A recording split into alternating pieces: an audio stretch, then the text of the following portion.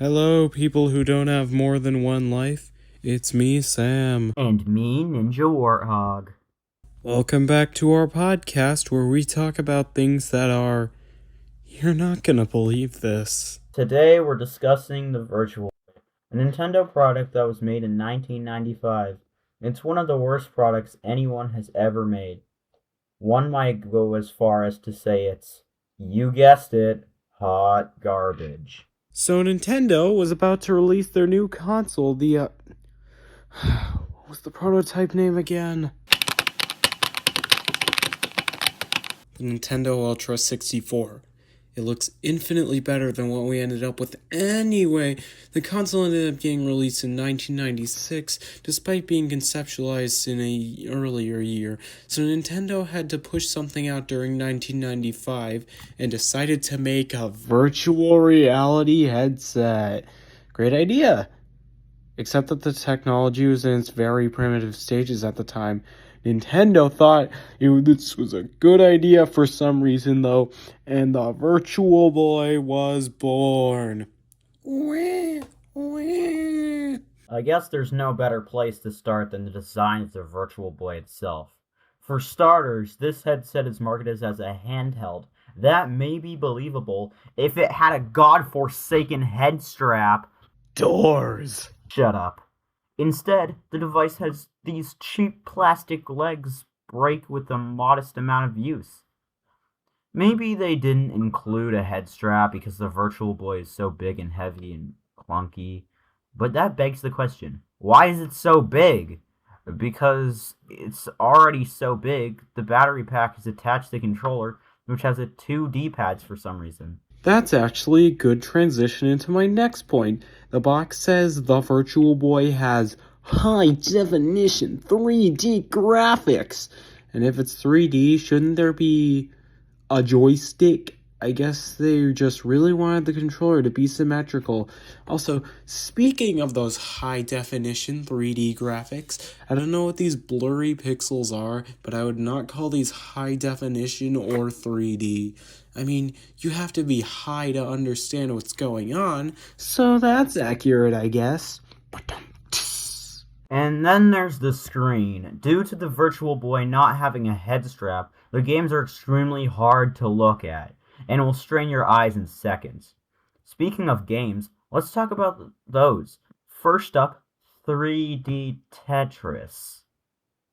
The title screen treats you to a bunch of Tetris pieces that turn into creepy looking anime creatures. That's how you know we've got a real gem on our hands here. Rather sadly, these anime pieces don't actually appear in gameplay. Instead, you're just rotating this box, and if you have to make sure the blocks land in the place you want. Like a 3D version of Tetris. No way! Count me in!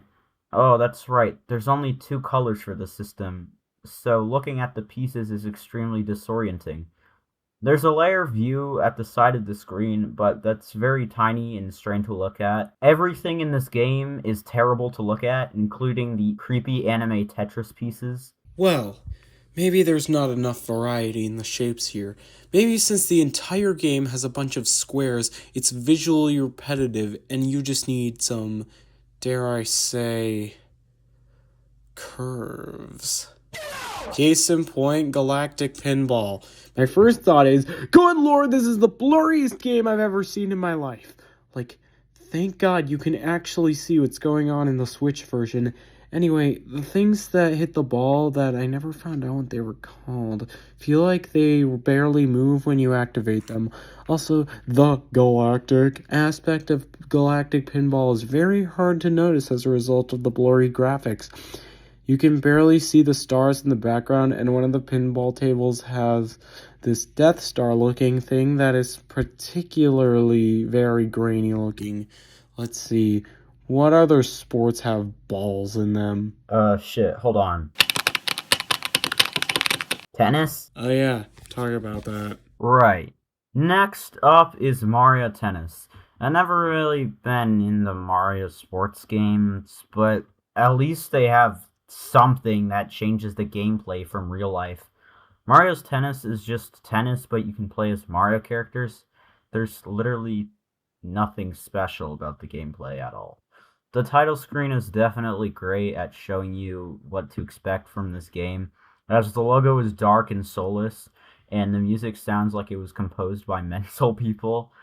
The roster is literally just Super Mario Kart roster, except without Bowser. I would rather play Super Mario Kart for that reason alone. Once you get into the game, you just hit the ball multiple times in singles or doubles, and that's literally it. Alright, what other Mario games came from the system? Oh yeah, Mario Clash. It's just Mario Bros. Arcade, except you can't play as Luigi, which, mind you, the Lost Levels allowed that, and you throw spiny shells across the screen to kill Koopas. It's an interesting idea, but the depth perception is kind of annoying to get used to, and it barely feels like a game. So overall, not the worst Mario game we've covered on this podcast.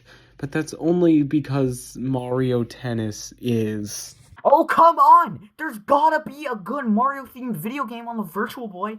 Oh, hey, look, VB Mario Land. You run around as Wario and collect keys to finish levels.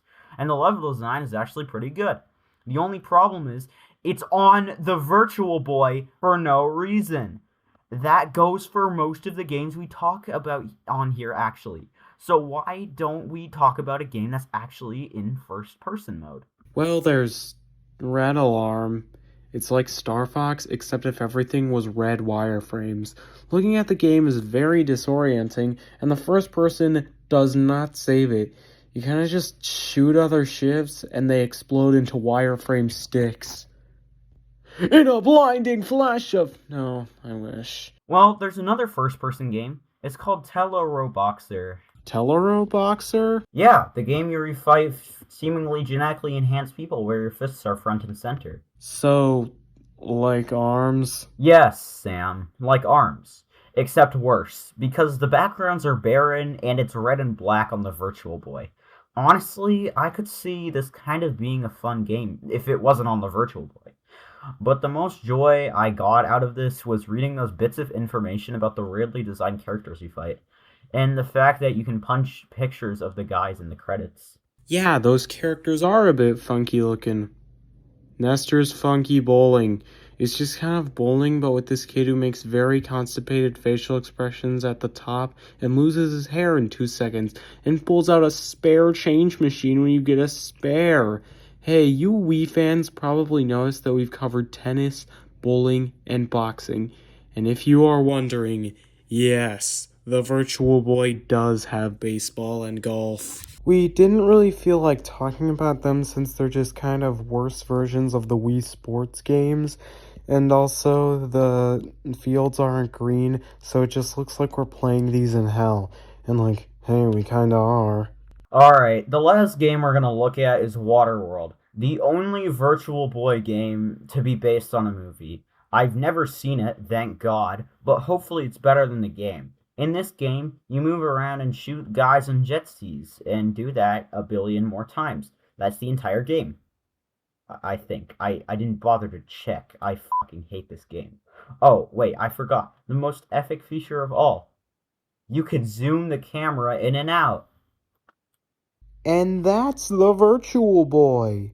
So, as we've gathered from this episode, the Virtual Boy is disorienting, uncomfortable, and most of its games are just moving around with one function. So, in conclusion, would you like to turn on automatic pause?